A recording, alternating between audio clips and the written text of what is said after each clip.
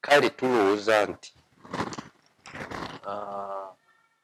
abantu baffe bwe tubayamba ffenna ne tukwatira wamu tujja kulaba nti obutale bwonna bwe tuyayaanira tusobola okukola tusobola obutuuka.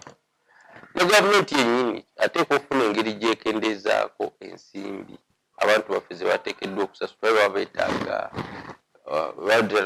okufuna akabonero k'omutindo kano ke tuyita QMAC. Ekintu ky'ensimbi gukyali muziziku munene mu kkubo ly'abantu baffe. Ate jjukira nti engeri gye tuva mu bulwadde obw'enjawulo COVID-19 Ebola abantu tebaagala nnyo bintu bitatuukiridde. Kale abantu baffe abaddukanya bizinesi bateekwa okukirowoozaako ennyo ekintu ekyo nti buli kyonna ky'okola oteekwa okuteekako essira ku kintu ky'omuti.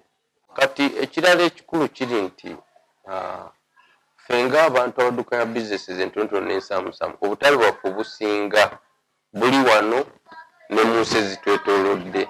Njogera ku Kenya, Tanzania, South Sudan, Democratic Republic of Congo. Kale kiba kirungi okulaba nti tutegeera obutale buno ate tutondawo emikwano mu nsi zino.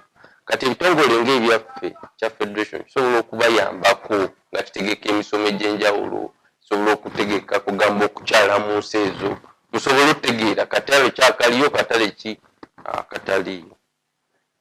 N'ekirala kiba kirungi tujjawo kye tuyita non-tariff barriers. Kuva ebyekwaso ng'oyita kusaba emisolo naye nga bateekawo byekwaso nti ate tulina road block wano, ate tulina ki, ate standard duty nga tetugitegedde, ate ebintu byewandiise tetwabitegedde. Ebintu bwe bityo kiba kirungi ne tubijjawo abantu ne baba n'obumu okutunda ebyamaguzi byabwe mu nsi ezo. Kuba kye kyateekesaawo omukago gwa East African Community okulaba nti abantu basobola okutunda ebyamaguzi byabwe nga tebakubiddwako mukono.